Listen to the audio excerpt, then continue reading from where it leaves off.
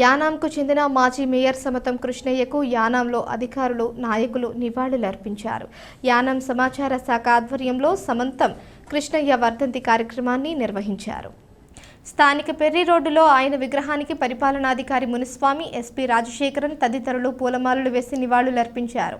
ఈ సందర్భంగా ఆయన చేసిన సేవలను కొనియాడారు. కార్యక్రమంలో ఎస్ఐ మురుఘానందం, సమాచార శాఖ అధికారి కేఎల్వి ప్రసాద్, సమతం కృష్ణయ్య కుటుంబ సభ్యులు తదితరులు పాల్గొన్నారు.